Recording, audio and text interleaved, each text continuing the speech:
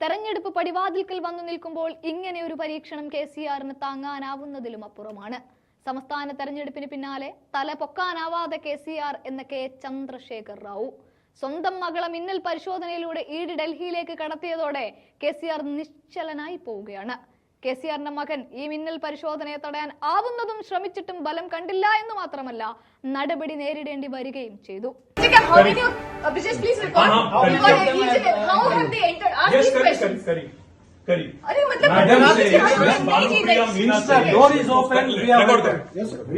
Madam Bhanupriya Meena says,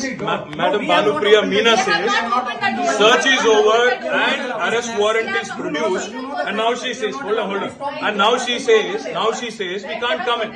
Family cannot come in, and she also says that she has no transit warrant, she cannot produce before a magistrate, but she wants to make a case.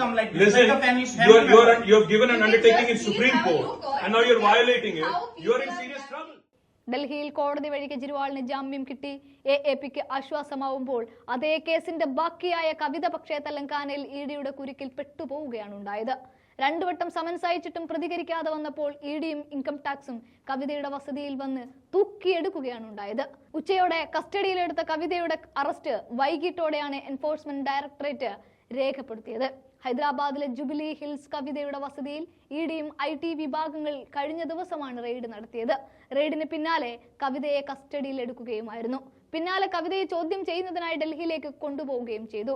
വെള്ളിയാഴ്ച രാവിലെയാണ് കവിതയുടെ വസതിയിൽ ED IT വിഭാഗങ്ങൾ സംയുക്തമായ പരിശോധന ആരംഭിച്ചത്. ഈ വർഷം മാത്രം ഡൽഹി മദ്യ ലൈസൻസ് അഴിമതിയുമായി ബന്ധപ്പെട്ട് കവിതയ്ക്ക് ഇഡിയുടെ IT വിഭാഗത്തിന്റെയും 2 തവണ സമൻസ് നൽകിയിരുന്നുവെങ്കിലും അവർ ഒന്നിനും പ്രതികരിച്ചിരുന്നില്ല. തുടർന്നാണ് കഴിഞ്ഞ ദിവസം രാവിലെ മിന്നൽ പരിശോധന നടത്തിയത്. കേസുമായി ബന്ധപ്പെട്ട് കവിതയുടെ കൂട്ടാളിയും ഹൈദരാബാദിലെ മദ്യ വ്യവസായിയുമായ മലയാളി അരുൺ രാമചന്ദ്രൻ പിള്ളയെ ഇഡി നേരത്തെ അറസ്റ്റ് ചെയ്തിരുന്നു. ഡൽഹിയിൽ സർക്കാരിന്റെ കീഴിലായിരുന്ന മദ്യവിൽപ്പനയുടെ ലൈസൻസ് 2021 സ്വകാര്യ മേഖലയ്ക്ക് കൈമാറിയതിന്റെ മറവിൽ കോടികളുടെ അഴിമതി നടന്നിട്ടുണ്ടെന്നാണ് ഇഡിയുടെ കണ്ടെത്തൽ. ഏതാനും മദ്യവ്യവസായികൾക്ക് അനർഹമായ ലാഭം ലഭിച്ച ഇടപാടിൽ ഡൽഹി ഉപമുഖ്യമന്ത്രിയായിരുന്ന മനീഷ് സിസോദിയയും കവിതയും AAP നേതാവ് വിജയ് നായരും ഇടപെട്ടുവെന്നാണ് ആരോപണം. അരുണിന് 30% പങ്കാളിത്തമുള്ള കമ്പനി ഇൻഡോ സ്പിരിറ്റ്സ് ആണ് ഡൽഹി മദ്യവിൽപ്പനയ്ക്കുള്ള ലൈസൻസ് നേടിയത്. കമ്പനിയിലുള്ള ഓഹരി പങ്കാളിത്തം യഥാർത്ഥത്തിൽ കവിതയുടേതാണ് എന്നും അരുണിനെ മുന്നിൽ നിർത്തിയതാണെന്നുമാണ് ആരോപണം. ലൈസൻസ് ലഭിക്കാൻ 100 കോടി രൂപ ആം ആദ്മി സർക്കാരിന് കവിത ഉൾപ്പെടെ ദക്ഷിണേന്ത്യൻ ലോബി കൈക്കൂലി നൽകിയെന്ന ആരോപണവും ഇഡി പരിശോധിക്കുന്നുണ്ട്.